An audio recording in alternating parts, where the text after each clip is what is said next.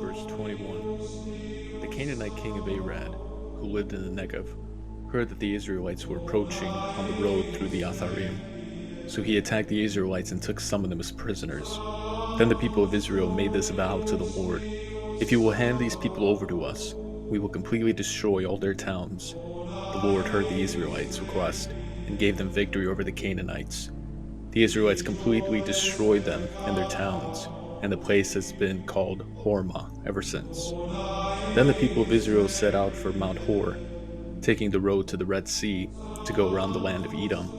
But the people grew impatient with the long journey, and they began to speak against God and Moses.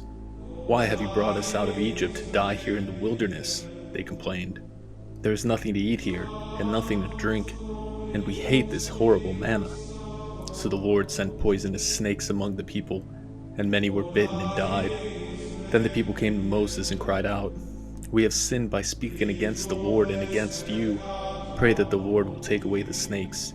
So Moses prayed for the people. Then the Lord told him, "Make a replica of a poisonous snake and attach it to a pole.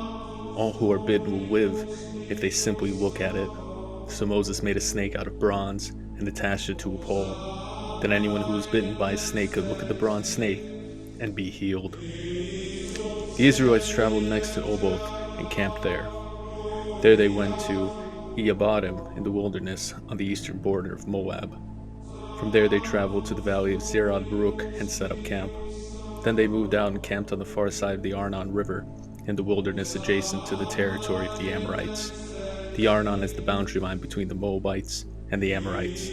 For this reason, the book of the Wars of the Lord speaks of the town of Wahib in the area of Supah and the ravines of the Arnon River, and the ravines that extend as far as the settlement of Ar on the border of Moab. From there the Israelites traveled to Beer, which is the well where the Lord said to Moses, "Assemble the people, and I will give them water." There the Israelites sang this song: "Spring up, O well, yes, sing its praises. Sing of this well, which princes dug, which great leaders hollowed out with their scepters and staffs." Then the Israelites left the wilderness and proceeded on through Mattanah, Nahalil, and Bamoth. After they went through the valley of Moab, where Pisgah Peak overlooks the wasteland. The Israelites sent ambassadors to King Sihon of the Amorites with this message: "Let us travel through your land. We will be careful not to go through your fields and vineyards. We won't even drink water from your wells. We will stay on the king's road until we have passed through your territory." But King Sihon refused to let them cross his territory. Instead, he mobilized his entire army and attacked Israel in the wilderness, engaging them at the Battle of Jahaz. But the Israelites slaughtered them with their swords and occupied their land from the Arnon River to the Jabbok River. They went only as far as the Ammonite border, because the boundary of the Ammonites was fortified. So Israel captured all the towns of the Amorites and settled in them, including the city of Heshbon and its surrounding villages. Heshbon had been the capital of King Sihon of the Amorites. He had defeated a former Moabite king and seized all of his land as far as the Arnon River. Therefore, the ancient poets wrote this about him: "Come to Heshbon and let it be rebuilt. Let the city of Sihon be restored.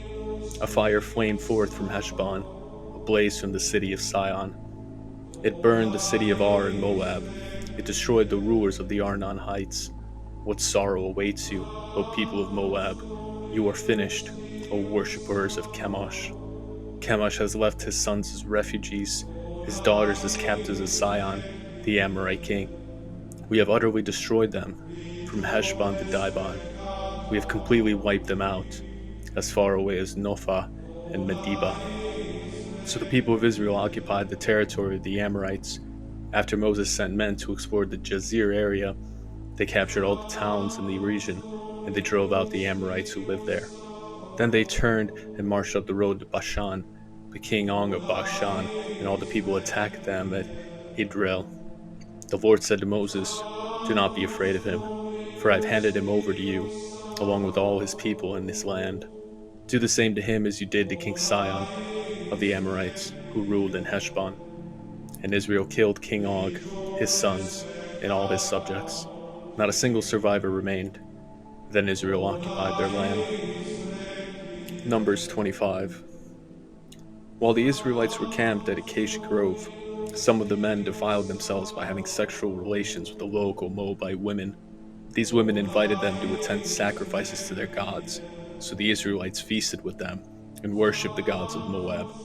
In this way, Israel joined in the worship of Baal of Peor, causing the Lord's anger to blaze against his people. The Lord issued the following command to Moses: "Seize all the ringleaders and execute them before the Lord in broad daylight, so his fierce anger will turn away from the people of Israel." So Moses ordered Israel judges: "Each of you must put to death the men under your authority who have joined in the worshipping of Baal of Peor." Just then one of the Israelite men brought a Midianite woman into his tent, right before the eyes of Moses and all the people, as everyone was weeping at the entrance of the tabernacle. When Phinehas, son of Eleazar, and grandson of Aaron, the priest, saw this, he jumped up and left the assembly.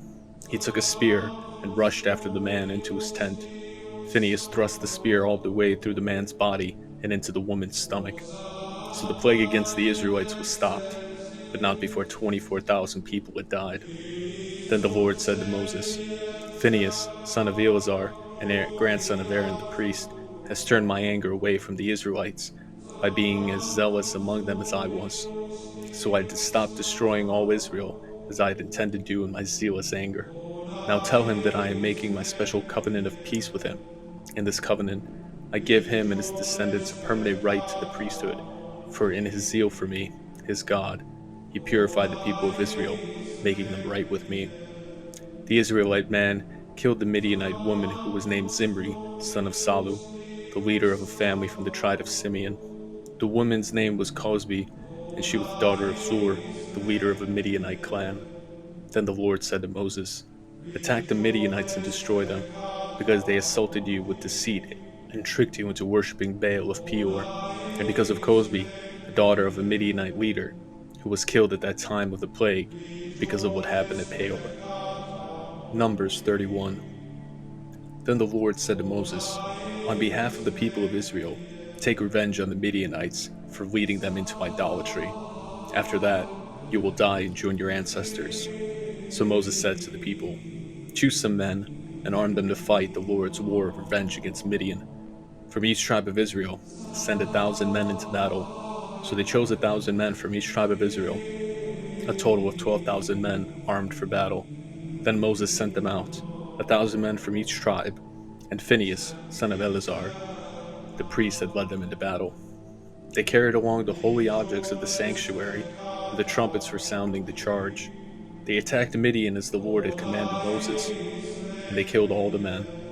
All 5 of the Midianite kings, Evi, Rechem, Zur, Hur, and Reba, died in the battle. They also killed Balaam, son of Beor, with the sword. Then the Israelite army captured the Midianite women and children, and seized their cattle and flocks and all their wealth as plunder. They burned all the towns and villages where the Midianites had lived. After they had gathered the plunder and captives, both people and animals, they brought them all to Moses and Eleazar the priest, and to the whole community of Israel, which was camped on the plains of Moab beside the Jordan River, across from Jericho. Moses, Eleazar the priest, and all the leaders of the community went to meet them outside the camp, but Moses was furious with all the generals and captives who had returned from the battle. "Why have you let all the women live?" he demanded. "These are the very ones who followed Balaam's advice and caused the people of Israel to rebel against the Lord at Mount Peor. They are the ones who caused the plague to strike the Lord's people. So kill all the boys and all the women who have had intercourse with a man. Only the young girls who are virgins may live. You may keep them for yourselves, and all of you who have killed anyone or touched a dead body must stay outside the camp for 7 days. You must purify yourselves and your captives on the 3rd and 7th days. Purify all your clothing too, and everything made of leather, goat hair, or wood." Then Eleazar the priest said to the men who were in the battle, "The Lord has given Moses this legal requirement. Anything made of gold, silver, bronze, iron, tin, or lead, that is, all metals that do not burn, must be passed through the fire in order to make ceremonially pure. These metal objects must then be further purified by the water of purification, but everything that burns must be purified by the water alone. On the seventh day, you must wash your clothes and be purified. Then you may return to the camp. And the Lord said to Moses, You and Eleazar the priest, and the family leaders of each tribe, are to make a list of all the plunder taken in the battle, including the people and animals. Then divide the plunder into two parts, and give half to men who fought in the battle, and half to the rest of the people. From the army's portion, first give the Lord his share of the plunder, one of every 500 prisoners, and of the cattle, donkeys, sheep, and goats. Give this share of the army's half to Eleazar the priest as an offering to the Lord. From the half that belongs to the people of Israel, take one of every 50 of the prisoners and of the animals. Give this share to the Levites, who are in charge of maintaining the Lord's tabernacle. So Moses and Eleazar the priest did just as the Lord had commanded Moses. The plunder remaining from everything the fighting men had taken totaled 675,000 sheep and goats, 72,000 cattle, 61,000 donkeys, and 32,000 virgin girls. Half of the plunder was given to the fighting men. It totaled 337,500 sheep and goats, of which 675 were the Lord's share, 36,000 cattle, of which 72 were the Lord's share, 30,500 donkeys, of which 61 were the Lord's share, and 16,000 virgin girls, of whom 32 were the Lord's share. Moses gave all the Lord's share to Eleazar the priest, just as the Lord had directed him. Half of the plunder belonged to the people of Israel, and Moses separated it from the half belonging to the fighting men. It totaled 337,500 sheep and goats, 36,000 cattle, 30,500 donkeys, and 16,000 virgin girls.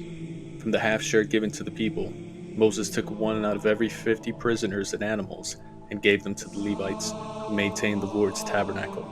All this was done as the Lord had commanded Moses. Then all the generals and captains came to Moses and said, We, your servants, have accounted for all the men who went out into battle under our command. Not one of us is missing. So we are presenting the items of gold we captured as an offering to the Lord from our share of the plunder: armbands, bracelets, rings, earrings, and necklaces. This will purify our lives before the Lord and make us right with him. So Moses and Eleazar the priest received the gold from all the military commanders, all kinds of jewelry and crafted objects. In all, the gold that the generals and captives presented as a gift to the Lord weighed about 420 pounds. All the fighting men had taken some of the plunder for themselves, so Moses and Eleazar the priest accepted the gifts from the generals and captains and brought the gold to the tabernacle as a reminder to the Lord that the people of Israel belonged to him.